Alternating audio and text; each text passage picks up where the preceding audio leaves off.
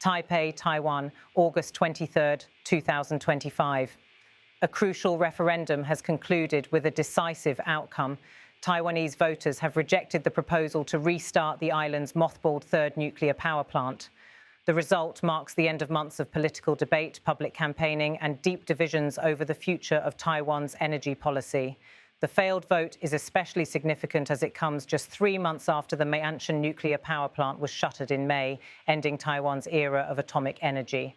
For many, this has raised concerns about the island's dependence on imported fossil fuels, which now power nearly all of Taiwan's homes, industries, and its globally vital semiconductor factories. President Lai Ching-te addressed the nation shortly after the results were confirmed. He acknowledged the outcome of the referendum and emphasized that while nuclear safety remains a scientific matter, it cannot be resolved by a single vote. In his words, although the referendum failed to meet the threshold for passage, the government respects the outcome and fully understands the public's expectations for diverse energy options. Lai reminded the country that Taiwan's energy debate has spanned decades and that the greatest consensus remains rooted in safety. His remarks underscored the balance his Democratic Progressive Party has sought to strike, respecting the democratic process while steering away from nuclear power. The DPP has long opposed nuclear energy, citing seismic risks on the island and unresolved waste storage issues.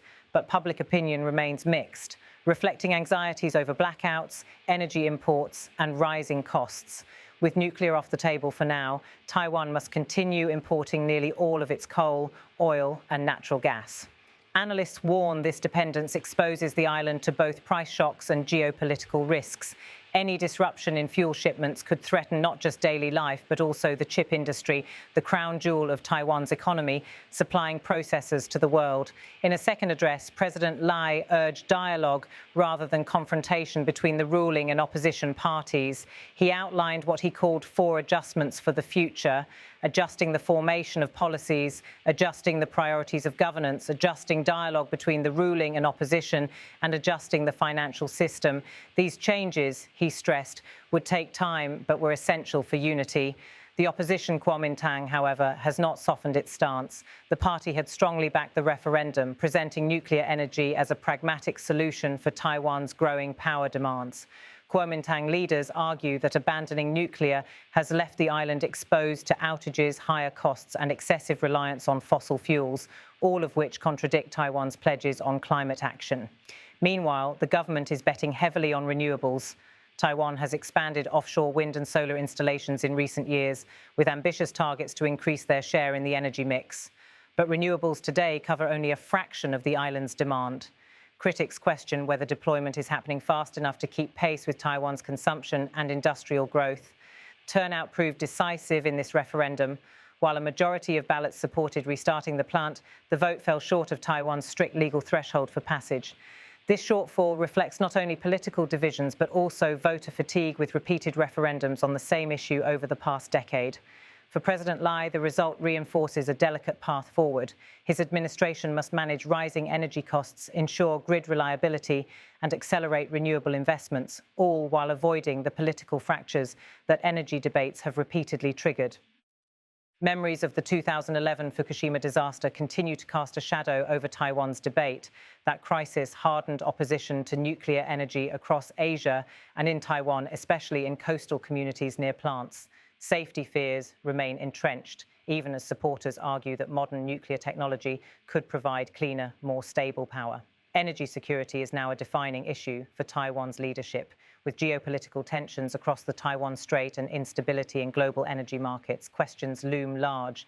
How will the island secure a stable, sustainable power supply without nuclear energy? And what risks will it face if critical fuel shipments are disrupted? As the referendum fades into history, one reality stands firm: Taiwan's energy future is at a crossroads. For its government, its industries, and its people, the debate is far from over. This is not just about power plants. It is about sovereignty, security, and survival in an uncertain world. Regarding the referendum on restarting the third nuclear power plant, although it did not meet the threshold for passage, we respect this outcome. As I just mentioned, we fully understand and highly value the public's expectations for diverse energy options. The debate over Taiwan's energy issues has spanned decades, and the greatest consensus is on safety. Nuclear safety is a scientific matter, and safety cannot be resolved by a single vote. I hope there won't be confrontation between the ruling and opposition parties, but rather dialogue. I've heard the calls for more unity and cooperation, which come from voices in the public who voted against the recall, and we will respect this. As for the future, as I just mentioned, there are 4 adjustments: adjusting the formation, adjusting the priorities of governance, adjusting the dialogue between the ruling and opposition parties, and adjusting the financial system. These all require time. 那同时也调整朝野的对话，另外也调整财政的体制，那这些都需要时间